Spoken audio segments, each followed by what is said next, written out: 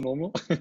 Yeah, I mean, well, normal for us. Okay, so hey, welcome to Matrix Live. Today's date is the 5th of December. I'm here with Kilian. He is from, how do you pronounce your project? The Neo project? Yeah, Neo, that's it. Oh, cool. So you're one of many Matrix Neo projects in our ecosystem. Very true. I took quite a reserved name there. I mean, I think naming things, it's the known hard thing. So Very true. So why don't you introduce your project? Sure. So I've been spending my last few weeks now, I think, like 2-3 weeks or so, on this project called, as you say, Neo, which is a Matrix client primarily for iOS, meaning iPhone and iPad. But I also plan to support macOS in the future. So basically all the Darwin platforms. Maybe there'll be a watchOS and tvOS client somewhere, but that's not planned yet. So it's definitely very much an iOS thing. Yeah. Sorry? This is the exciting thing about the new Swift UI platform, is that it's like Apple's future super compatible thing, or at least compatible in their own. That's very true. Okay. Yeah, it's very new thing that Apple's pushing that's compatible with all their platforms, and it's also a very nice way to write UIs, and that's the fascinating thing about it. That's the main reason why I focus to do stuff with Swift UI and play around with that. And that's basically also the reason why Neo exists, because I wanted to play around with Swift UI and build a Matrix client. So, explain. You're an iOS dev by day. Is that your main trade? Yes, that's true. I'm an iOS dev in the German public transport sector, I guess you could say. Okay. And that's what I spend my time doing. And nighttime goes into other development, mostly iOS stuff as well, but also some server-side stuff and whatnot, whatever comes up. Yeah. So until Swift UI, iOS dev was kind of not a very pleasant thing to have to do. So I guess there's a lot of motivation. It's still pleasant. Yeah. It's still definitely doable. And I mean, that's what I spend my day at work doing, because I mean, we can't really use Swift UI if you'd have to support older operating systems. It's very much a iOS 13 and up only thing for now. But it definitely makes things a lot easier not having to use UIKit. But Swift UI doesn't cover all bases. There's definitely still a lot of things open and things that are not really possible. Specifically for a chat client, having a list of messages that scrolls from the bottom is something that's not really possible with Swift UI right now. Wow. So I got an interesting tip from Manu, the developer behind Riot, the main developer behind Riot, as far as I know, to just flip the basic scroll view all about 180 degrees upside down on its head, but also flip all the messages so they appear to be in a correct orientation, but the entire scroll view behaves upside down, which kind of works, but it has some very odd quirks. And there's no other way of doing that with Swift UI at the moment. I didn't without falling back to UIKit. You can't inject elements into the bottom of a scroll UI in Swift UI right now. You can, but you can't programmatically adjust the scroll position offset, so you can't have it scroll down all the way. Right. And that's very unfortunate for now, but I guess that'll come at some point. This is like a huge missing feature, to be honest. Okay. It is quite hard, but I mean, it's one of the few things I've come across, and there's a lot of bugs in Swift UI as well, and I guess they'll figure them out. They've done a great job so far. It'll get there. It just always strikes me as funny, like Apple's attitude towards UI development. Like, it's obviously such a major thing internally, and then their external tooling is, I don't know. It's not for me. All right. Let's talk more about. So what are you? So we already introduced that you're working for the German transport, and you're doing iOS stuff during the day. How did you come into Matrix? What made you interested in coming to us? I think you've been around for a while. Yeah, I've been around for, I think it's a few years now. I have to look it up. I'm not entirely sure, but it feels like that anyways. I'm a huge fan of messaging platforms in general, and I have my gripes with almost all of them because, I mean, they all have upsides and most have quite a few downsides. I've been a huge fan of Jabber, XMPP in the past, but multiple user groups and what are they called, MUCs for multi-user chats, I think, or conversations. They've always been quite a pain. They don't work really that well. Client support is lacking. And the whole ecosystem is very split among lots of different XCPs that just make it a pain to work with and to use, and to also have actual contacts that use it. I mean, I remember back in the day when Facebook and Google Chat were actually open Jabber servers, and you could connect to them with other Jabber servers. Having that awesome decentralized system, that was great, but I mean, they shut that down. And yeah, as I said, most contacts don't really use that. Most like computer science related contacts. So you either fall back to IRC, you fall back, well, that's not really an option for most people either. You fall back to like Facebook Messenger, which I don't really use. I don't have a Facebook account. And like the only clients that actually work and do a great job are like Signal and Telegram. They have great user experiences. Some of it has encryption, which Signal focuses on. Telegram has no encryption whatsoever, except transport encryption, but they don't have end-to-end encryption, even though they say they do. But I mean, nobody uses it because it locks you into a client, and it's all not good, and it's not decentralized either. And that's why when I found Matrix, I was kind of blown away by how it focuses on everything that I'm looking for.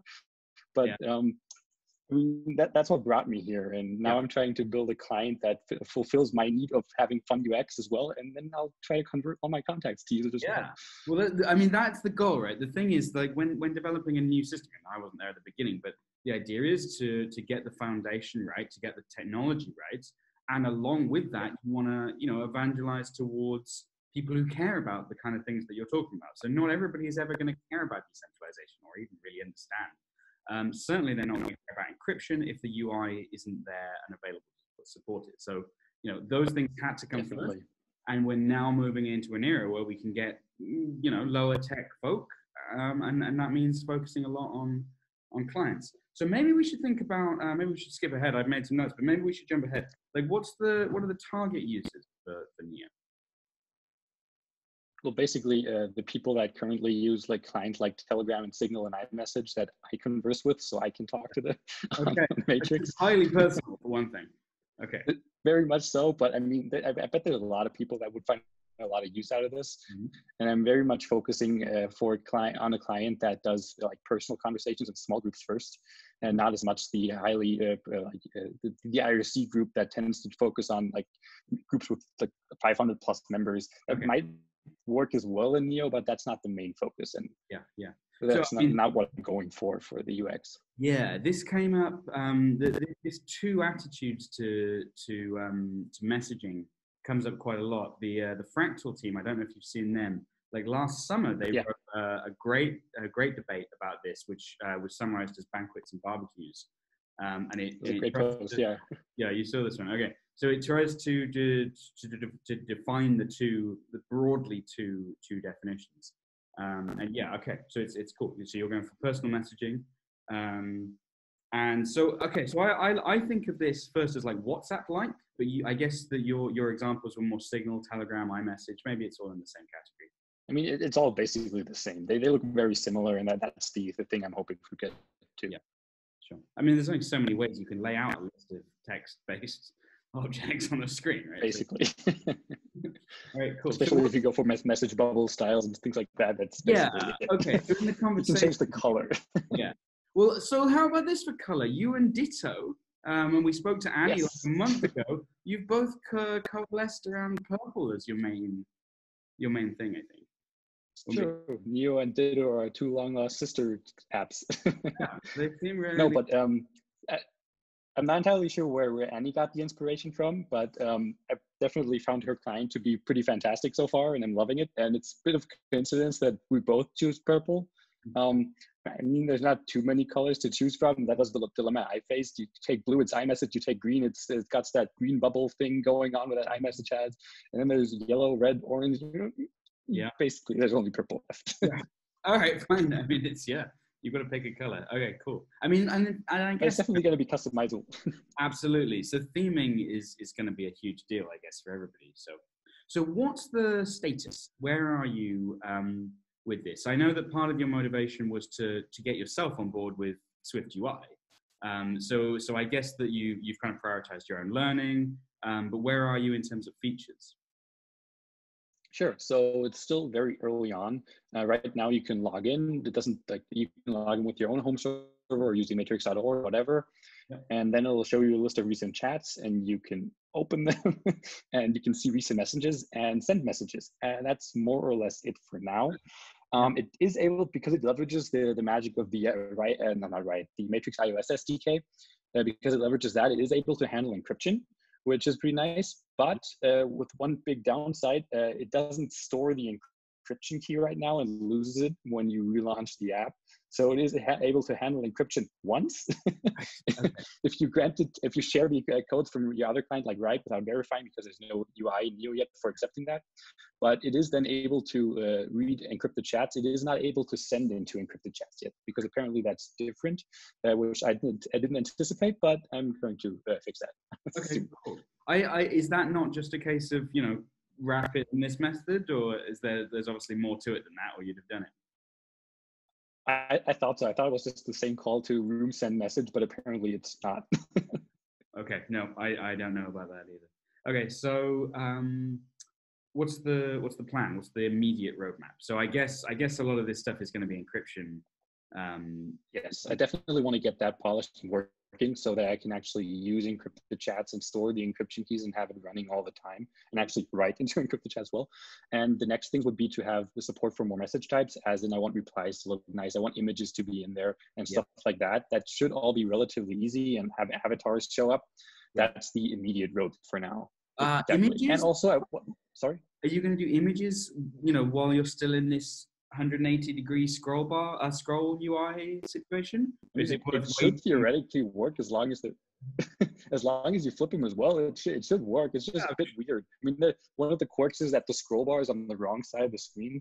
I mean, that's not something I can easily fix right now, unfortunately. I must admit, I haven't actually run it yet. I don't have an iOS device to hand, but that's kind of crazy. Okay. Oh, yeah, it is definitely weird. It's available on test. Sorry? It's available on test. It is available on test flight, yes.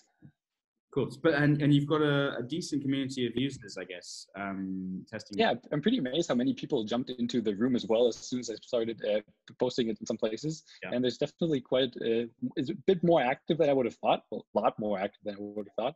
And thanks to everybody who's already in the room at what's called NeoChat on matrix.org. Yeah, we'll link in the IO chat. Sure. Yeah, I mean, it's crazy. Like, it's one of the friendliest open source communities, and people are so kind of proactive and just ready to help test and sympathetic all this stuff. Yeah, no, it's really cool. I'm actually thrilled about seeing, like, there's been a few new client projects start lately, and it's actually really reassuring to see that people are still into this. People really want to make this happen. So cool. What's after the immediate roadmap? What are the goals? So things like reactions and things like that, if that's possible? Yeah, I definitely want to focus on that as well. And one of the things I just forgot for the immediate roadmap is that it only loads recent history for a room right now. So I also want to show older messages once you scroll up the list, obviously. Yeah. Still not possible. No. Yeah, I mean, but yeah, stuff like reactions, any other event types that are shown in rooms, and specific what else is there? There's definitely a lot. There's always more you'd think, right? Messaging is definitely. Really there's so much more to messaging. yeah, it's a lot more than people expect. But I mean, I guess the next thing, is to get a point of stability and get it so that it's smooth and pleasant to use. That's very much so. Yeah. Yeah. Like Telegram can just spend a lot of time just on that one idea. And for open source, maybe it's not as easy to dedicate the hours that it takes on seemingly non-real features. So yeah, that's something. It's true. And are you open to people getting involved? Can people, Very much so. Yeah. I love that. I mean, the repo is open source, so anybody who wants to look into it, go ahead. And then please just open any issues. Yeah. If there's like feature requests or even far future stuff that's not going to be tackled for, I don't know, the next 5 years, even for that, just open issues. I mean, that's a roadmap. That's, having loads of issues. That's what it's for. It's not a big deal. I'm always surprised to see people say, it's got thousands of open issues. Well, yeah, it's okay. They're not going to go away. Not doing any harm. All right, cool. Is there anything else you want to add? This has been really smooth. Is there anything else you want to say or introduce? Not really. I mean, the project's out there. As I said, I'm also really looking forward to more people developing Matrix clients, and I'm really looking forward to giving these to other people. Great Android clients, great clients for iOS as well, or just desktop clients, whatever there is. watch client, TV client, whatever. Yeah, can we Even get like the Nintendo Wii stuff. What's that all about? That's awesome. which one, Not sir? not the Wii, the 3DS, the 3DS stuff Oh that used to be yeah, launched. The yeah, card. that's That's fat. fantastic. Yeah. That's so. She's actually working on Matrix now, like working for another company. Awesome. Really exciting. Yeah, really exciting. All right. Well, Kilian, thank you very much. Thank you, Matrix Thank Line. you. See you soon. Bye.